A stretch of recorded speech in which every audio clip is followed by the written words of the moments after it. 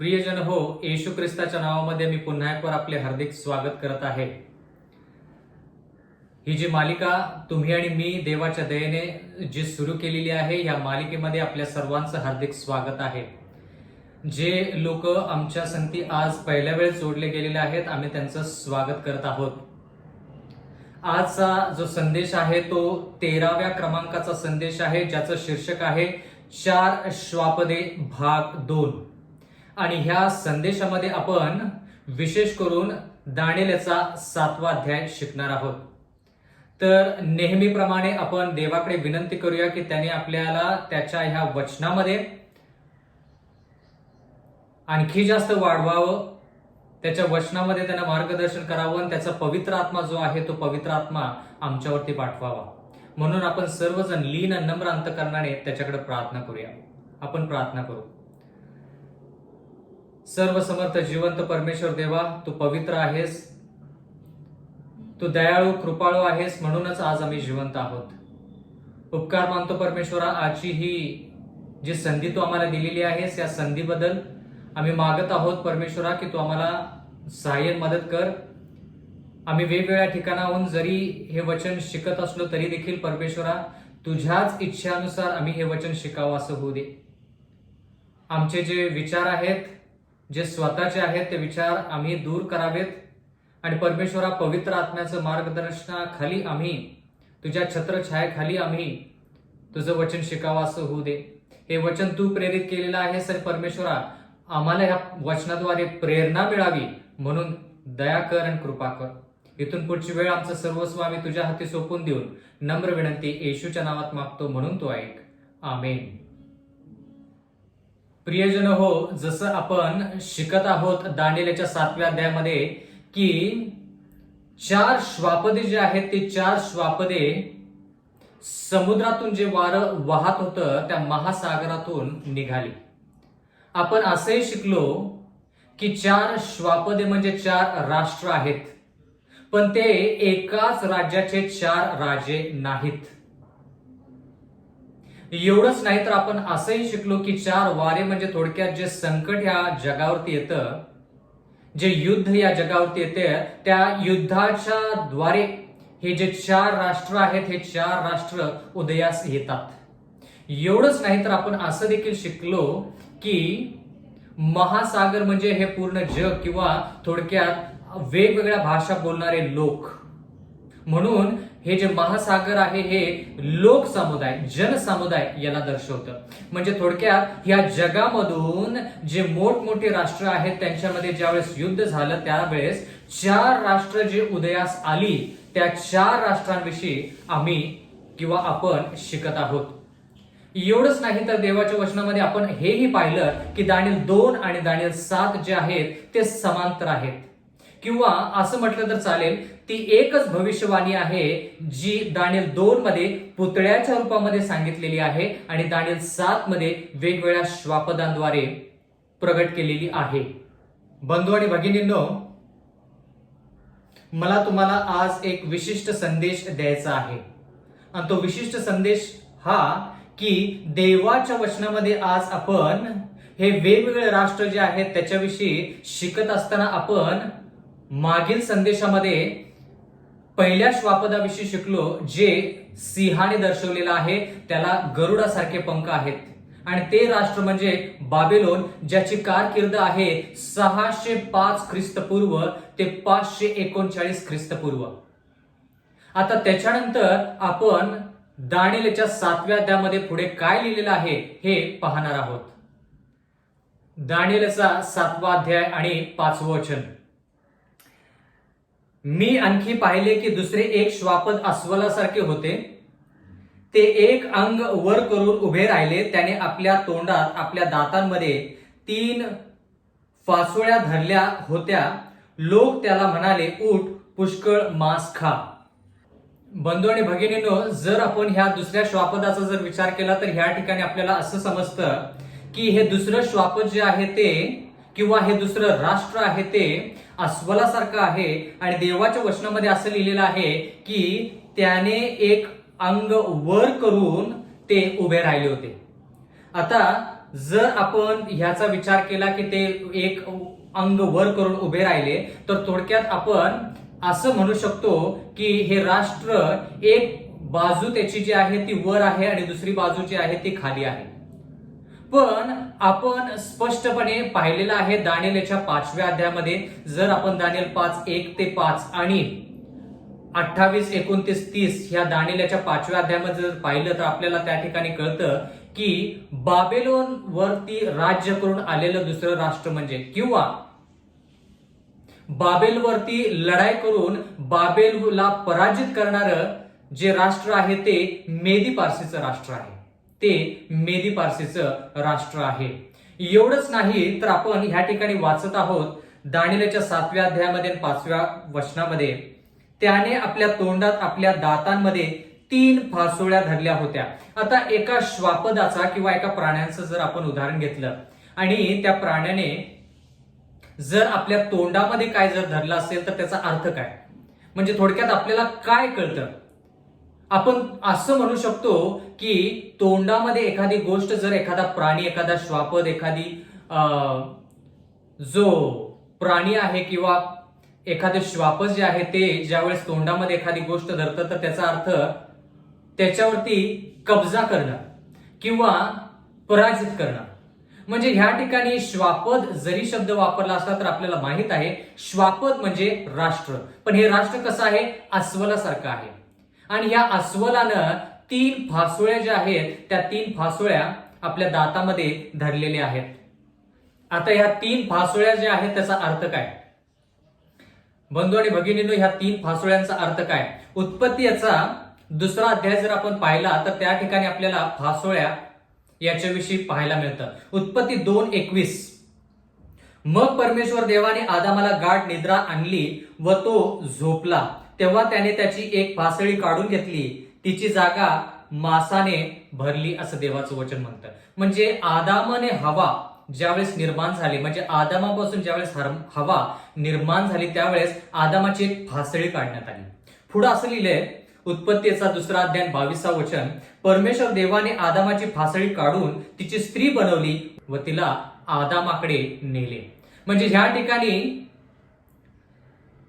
आपण हे पाहत आहोत की फासळी याच्यासाठी काढण्यात आली जेणेकरून स्त्री निर्माण व्हावी. आणि ती स्त्री कशासाठी निर्माण व्हावी?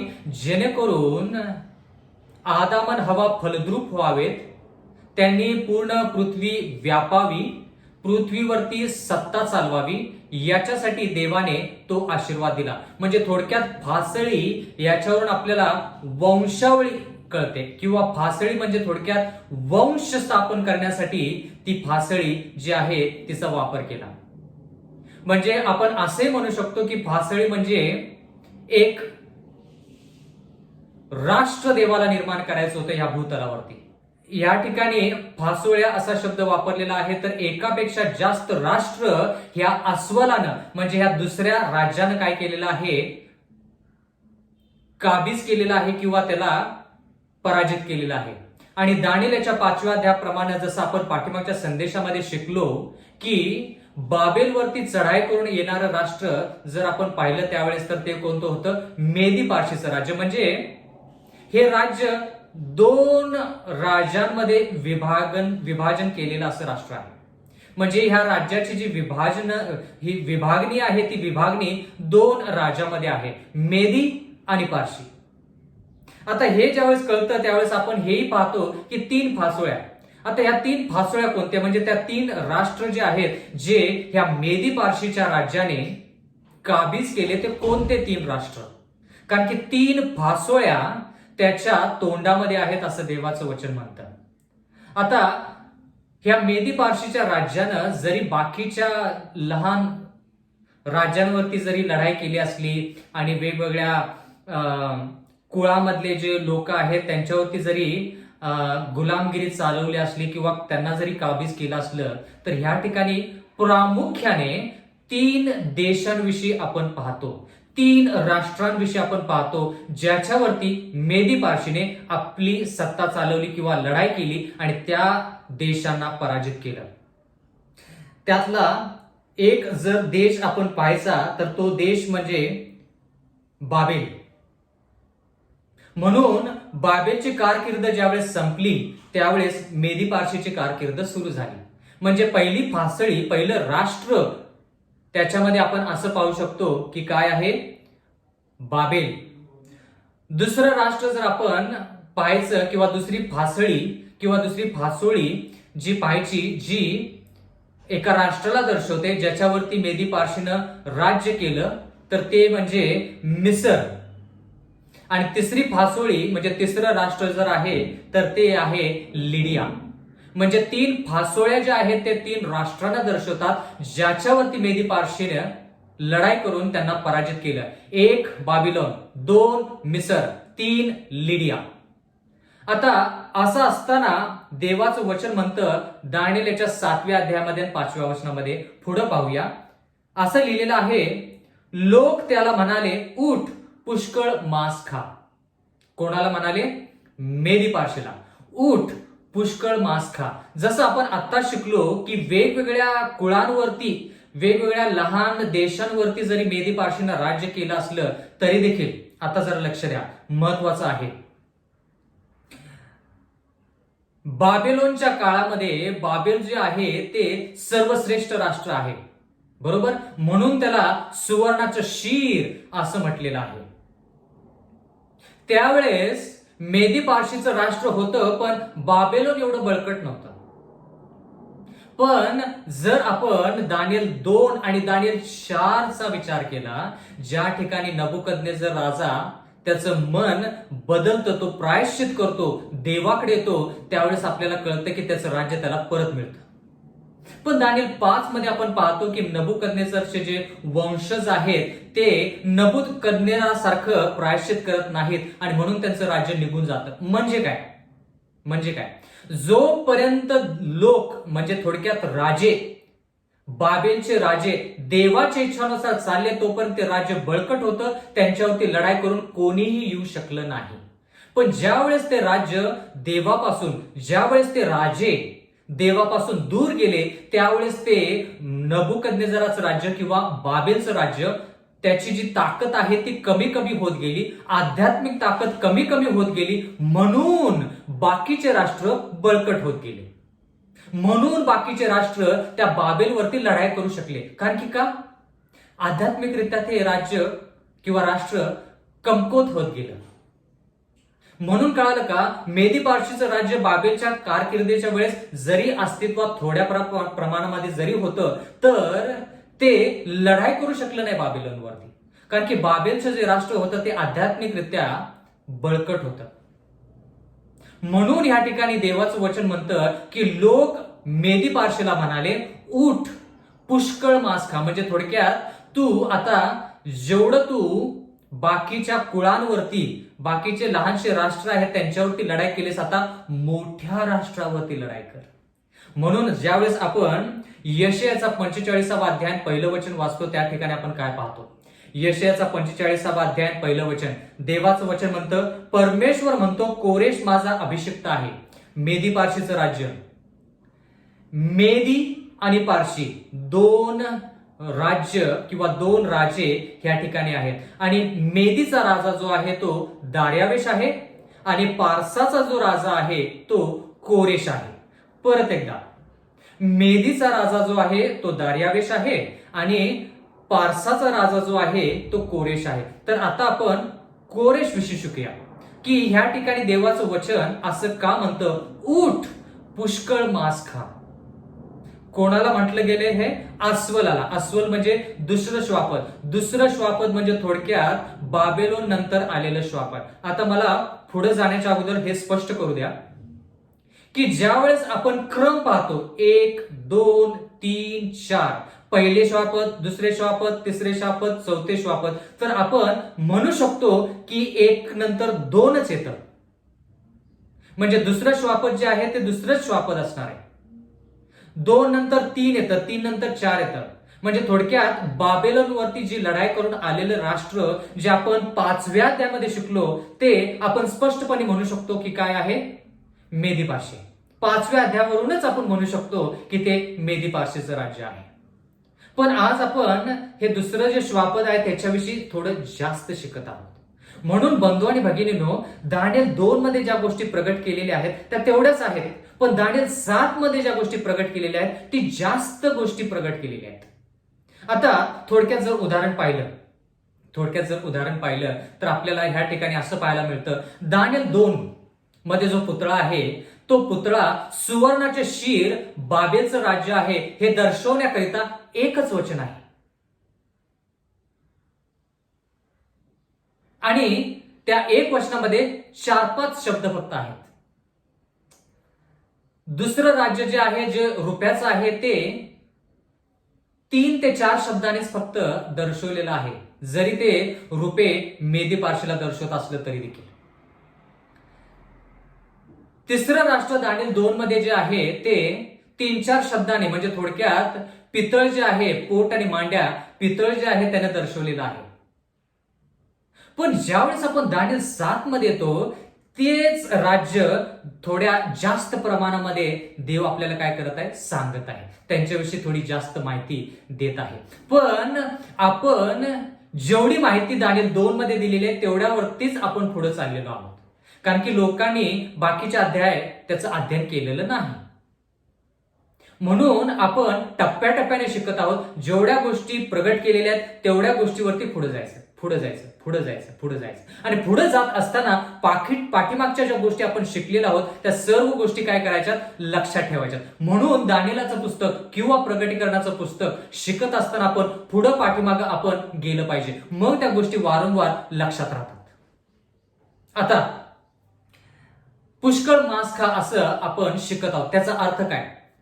बंधू आणि भगिनींनो, यशायाचा 45वा अध्याय आणि 1 वचन, परमेश्वर म्हणतो, कोरेश माझा अभिषिक्त आहे. म्हणजे हा विधर्मी राजा जरी असला तरी ह्या विधर्मी राजाचा वापर देवाने आता बाबेलच्या राज्याच्या विरोधात केला, कारण की बाबेलच्या राज्याला संधी दिली होती देवाने की देवाचा स्वीकार करावा. एका राजाने केला, बाकीच्या राज्याने नाही.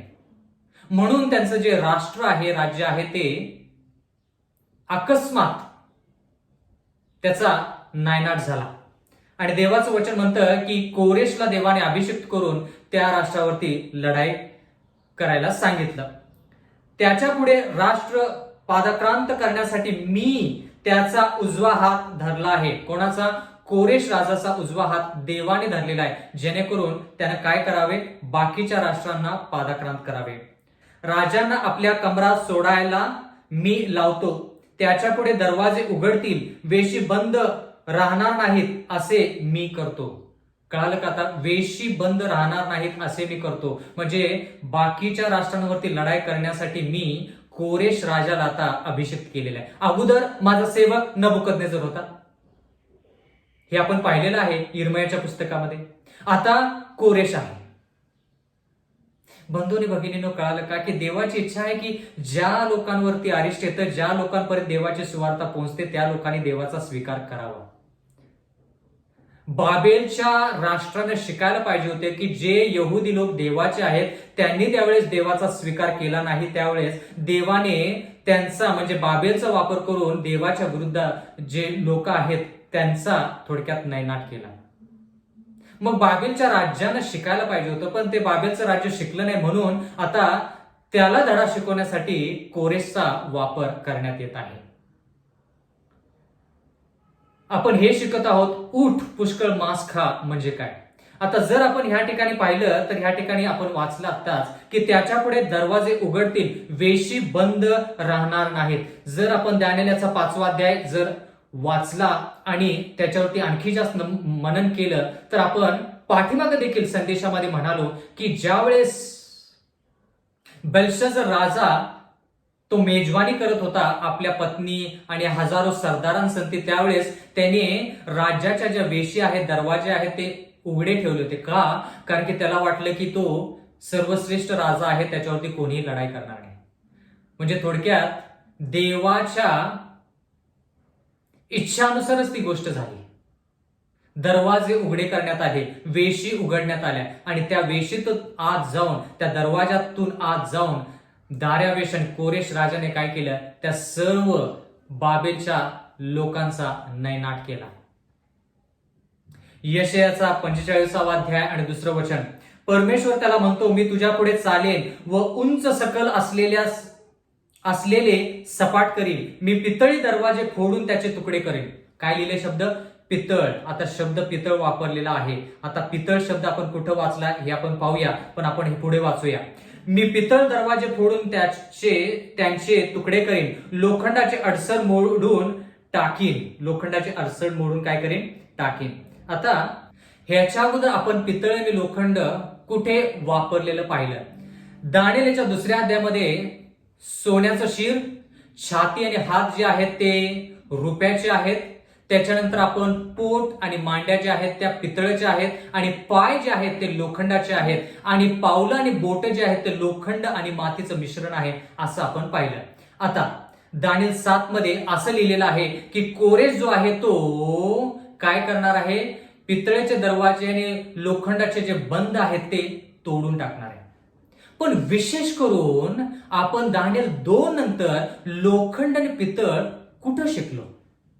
जर तुम्हाला आठवत असेल, दानिएलचा 4था अध्याय, दानिएलचा 4था अध्याय 14 वचन वाचूया थोडक्यात. ज्या ठिकाणी लिहिलेला आहे, तो मोठ्याने पुकारून म्हणाला.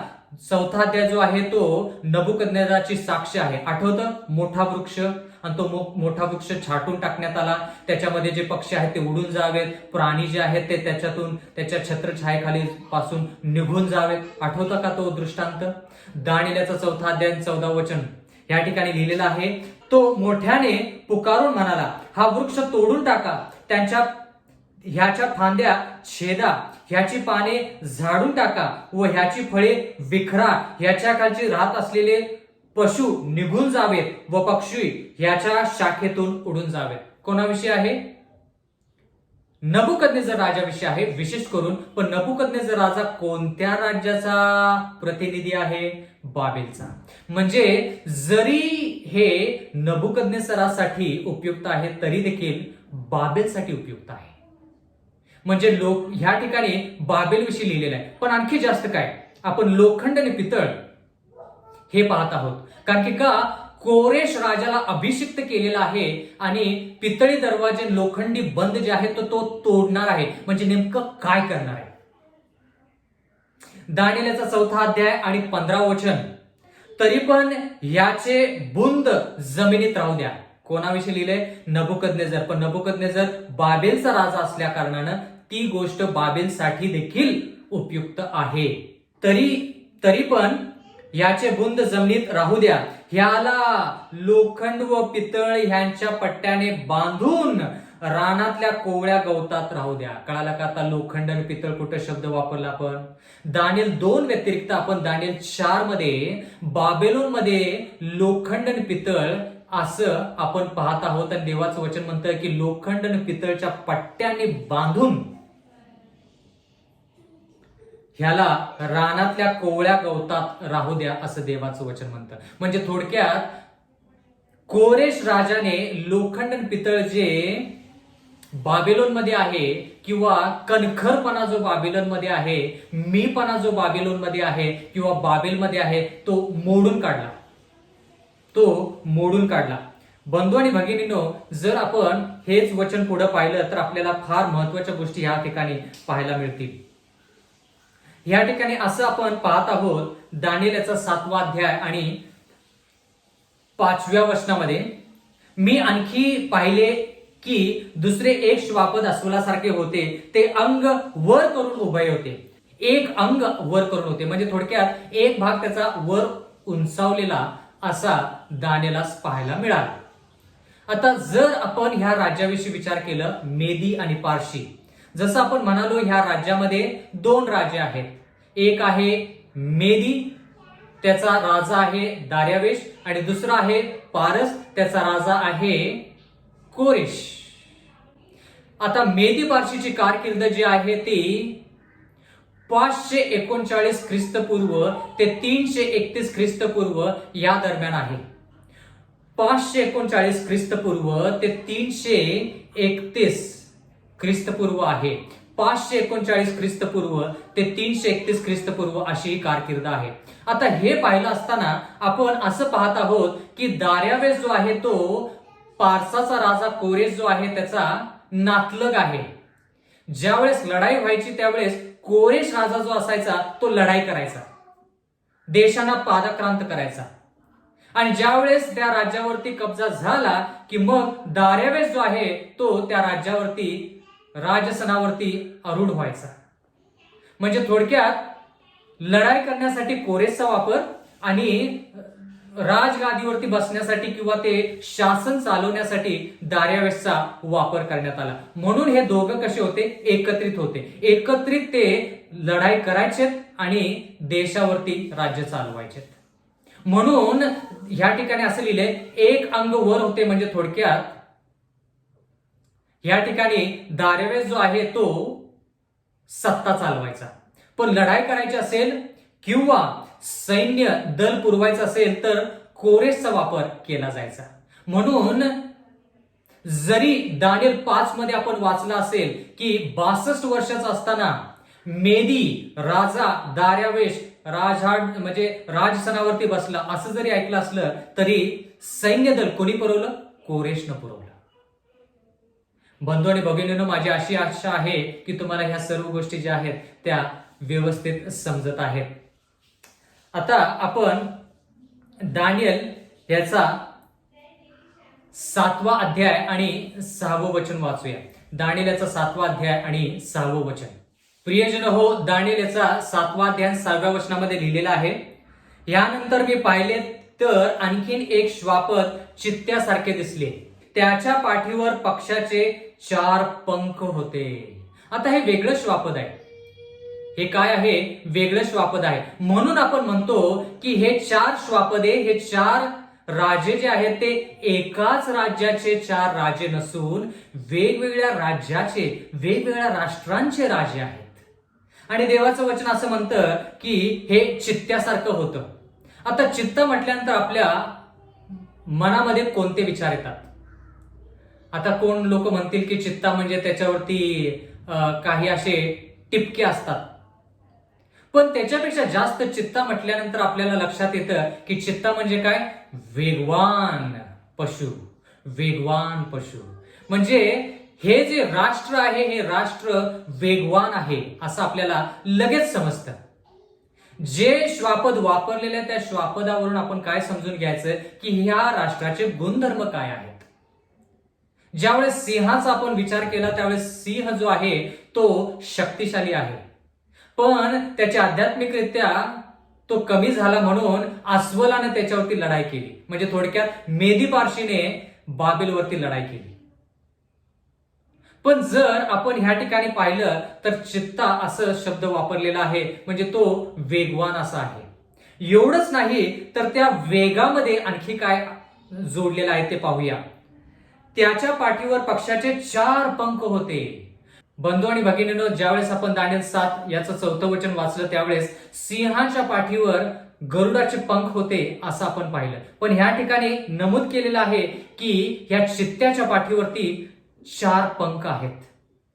म्हणजे पहिलं तर हा श्वापद वेगवान आहेच, त्याच्यामध्ये आणखी जास्त वेग कशामुळं, पंखांमुळं. कारण की का, पंख म्हणजे गती, हे आपण हबाकुक 1:6 ते 8 मध्ये वाचलेलं आहे. म्हणजे थोडक्यात दानिएल ही भविष्यवाणी शिकत असताना आपण पुढं पाठीमागं विचार करायचा. पाठीमागच्या गोष्टी विसरून आपल्याला चालणार नाही. आता आपण पुढे शिकूया. दानिएल याचा 7वा अध्याय आणि 6वं वचन. आता आपण काय शिकलो की हे 3रे श्वापद आहे. म्हणजे क्रमानुसार असं लिहिलेलं नाही, पहिलं श्वापद, दुसरं, मग 4थं, 3रं श्वापद. म्हणजे 1 गेल्यानंतर 2रं श्वापद येतं, 2रं गेल्यानंतर 3रं श्वापद येतं. म्हणजे काय, क्रमानुसार बाबेलोन नंतर मेदी पारशीचंच राज्य. मेदी पारशीचं राज्य ज्यावेळेस जातं त्यावेळेस कोणाचं राज्य येतं ते आपण थोडक्यात ह्या ठिकाणी पाहूया. चित्त्यासारखं वेगवान असं राज्य आहे हे. जर ह्या राज्याचा विचार केला आणि इतिहासामध्ये जरी पाहिलं आपण तर आपल्याला हे कळेल की हे ग्रीसचं राज्य आहे. ग्रीसचं राज्य आहे. म्हणजे थोडक्यात 3रं राज्य जे चित्त्यासारखं आहे ते ग्रीसचं राज्य आहे, ज्याची कारकीर्द आहे 331 ख्रिस्तपूर्व ते 168 ख्रिस्तपूर्व. 331 ख्रिस्तपूर्व ते 168 ख्रिस्तपूर्व ही ह्या तिसऱ्या राज्याची कारकीर्द आहे. आणि ते तिसरं राज्य कोणतं आहे? ग्रीस. इतिहासानुसार जर पाहिलं तर ह्या ग्रीसचा राजा जो आहे त्याचं नाव आहे अलेक्झांडर. तर हा सिकंदर जो आहे, हा अलेक्झांडर जो आहे, हा राजा आहे, ग्रीसचा राजा आहे. आणि हा राजा जो आहे, हा राजा काय करतो? सातत्यानं एका राष्ट्राच्या पाठीमागं दुसरं राष्ट्र काबीज करत जातो, त्यांच्यावरती लढाई करतो, त्यांना पादाक्रांत करतो, त्यांना पराजित करत करत करत एका पाठीमागं अनेक असे राष्ट्र तो काय करतो? पादाक्रांत करतो, म्हणजे लोकांना पराजित करतो. म्हणून हे राष्ट्र जे आहे हे वेगवान असं म्हटलेलं आहे. बाकीचे राष्ट्र कसे आहेत? लढाई करतात, थोडा वेळ थांबतात, काबीज करतात, थोडा वेळ थांबतात, मग परत लढाई करतात, दुसरे राष्ट्र जिंकतात, त्यांना पराजित करतात, मग परत थांबतात. पण हे राष्ट्र जवळपास तसं करत नाही. थोडीफार प्रमाणामध्ये ह्या राष्ट्रांना विश्रांती घेतली असेल, पण सातत्यानं हे एका पाठीमागे एक राष्ट्र लढत त्यांना पराजित करत जातं. म्हणून ह्याला चित्त्याने दर्शवलेलं आहे. आणि हे तिसरं राज्य ग्रीसचं राज्य आहे. आता ह्या ठिकाणी असं लिहिलेलं आहे की दानिएल 7:6 मध्ये त्या श्वापदाला 4 शिरे होती. ह्या श्वापदाला, ह्या राष्ट्राला 4 शिरेही होती. म्हणजे आता जर आपण पाहिलं तर चित्ता म्हणजे वेगवान, त्या चित्त्याला 4 पंख म्हणजे आणखी जास्त वेगवान. एवढंच नाही तर आणखी त्याच्यामध्ये भर आहे, आणि ती भर म्हणजे 4 शिरे. 4 शिरे म्हणजे 4 डोके ह्या राष्ट्राला आहेत. पण दानिएल 2 मध्ये ज्यावेळेस आपण शिकलो त्यावेळेस एवढी माहिती आपल्याला या तिसऱ्या राज्याविषयी नव्हती. याच्याविषयी आपण कधी देवाच्या वचनामध्ये वाचलेलं आहे का? शिरे म्हणजे डोके, डोके म्हणजे मस्तक. इपिस्करास पत्र याचा 5वा अध्याय आणि 23वा वचन. इपिस्करास पत्र याचा 5वा अध्याय आणि 23वा वचन. देवाचं वचन म्हणतं, कारण जसा ख्रिस्त मंडळीचे मस्तक आहे तसा पती पत्नीचे मस्तक आहे. मस्तक म्हणजे ह्या ठिकाणी काय देव सांगत आहे? एपिस्करास पत्र्याच्या 5व्या अध्यायामध्ये मस्तक म्हणजे देव, नेमकं देव काय म्हणत आहे? या ठिकाणी देव असं सांगत आहे, मस्तक म्हणजे नेता, पुढारी. मग आपण हे मस्तक हे शब्द जे शिकत आहोत याच्यावरून आपल्याला कळतं की हे तिसरं जे राष्ट्र आहे, ग्रीसचं राष्ट्र जे आहे, त्याला 4 डोकी आहेत म्हणजे 4 मस्तक आहेत म्हणजे 4 नेते आहेत, 4 पुढारी आहेत, 4 सेनापती आहेत असं जरी म्हटलं तर चालेल. कारण की का? हे राष्ट्र एका पाठीमागे एक काय करत जातं? लोकांना किंवा राष्ट्रांना पराजित करत जातं. एवढंच नाही तर आपण मग हे शिकलं पाहिजे की हे 4 सेनापती जे आहेत ते कोण आहेत, ज्यांच्याद्वारे हे राष्ट्र काय करतं? वेगवेगळ्या राष्ट्रांवरती लढाई करतं. म्हणजे थोडक्यात आपल्याला असं जाणून घेतलं पाहिजे आपण की हे जे राष्ट्र आहे, हे राष्ट्र सुरुवातीला जरी एका राजाने दर्शवलं असलं, एक राजा त्यानं जरी दर्शवलं असलं, तर त्या राजाच्या नंतर हे 4 सेनापती जे आहेत त्यांनी त्याचं राष्ट्र जे आहे ते विभागून घेतलं. परत एकदा, ग्रीसचं राज्य जे आहे ते ग्रीसचं राज्य सुरुवातीला एका राजाने त्या एका माणसाने, अलेक्झांडर किंवा सिकंदर आपण त्याला म्हणतो, त्या सिकंदराने जर दर्शवलं असलं तरी देखील, त्या अलेक्झांडरने जरी दर्शवलं असलं तरी देखील, बंधू आणि भगिनींनो, त्याच्यानंतर त्या राजाच्या नंतर हे राज्य जे आहे ते 4 सेनापतीमध्ये त्याचं विभाजन झालं. आणि ते 4 सेनापती कोण आहेत ते मी तुम्हाला थोडक्यात सांगू इच्छितो. ते 4 सेनापती कोण आहेत ते मी तुम्हाला थोडक्यात सांगू इच्छितो. उत्तरेच्या बाजूला किंवा उत्तरेच्या दिशेने त्याच राज्यामध्ये सेनापती, उत्तरेच्या दिशेने त्याचं नाव आहे लायसिमॅकस. आणि थोडक्यात हे जे सेनापती आहेत, हे सेनापती जो मुख्य राजा आहे त्या मुख्य राजाच्या नंतर काय करतात? हे राज्य विभागून घेतात. 4 दिशेच्या माध्यमातून, म्हणजे थोडक्यात 4 दिशा ज्या आहेत त्याच्या विभागणीनुसार हे 4 सेनापती जे आहेत ते राज्य, तिसरं राज्य ग्रीसचं राज्य जे आहे ते विभागून घेतात. पूर्व, पश्चिम, उत्तर, दक्षिण आता उत्तरेचा जो सेनापती आहे त्याचं नाव आहे लायसिमॅकस. दक्षिणचा जो सेनापती आहे त्याचं नाव आहे टोलेमी. त्याच्यानंतर पूर्वेचा जो सेनापती आहे त्याचं नाव आहे सेल्युकस. त्याचं नाव आहे सेल्युकस. आणि पश्चिमचा जो सेनापती आहे त्याचं नाव आहे कॅसेंडर. त्याचं नाव आहे कॅसेंडर. म्हणजे थोडक्यात आपण या ठिकाणी पाहत आहोत की हे जे 4 सेनापती आहेत त्यांनी हे 4 राज्य जे आहे हे राज्य 4 दिशानुसार विभागून घेतलं.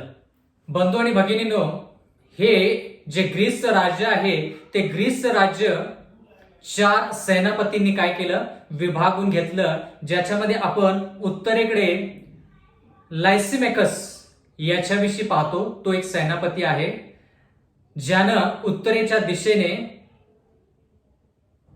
ग्रीसचा जो भाग आहे तो त्याने व्यापला.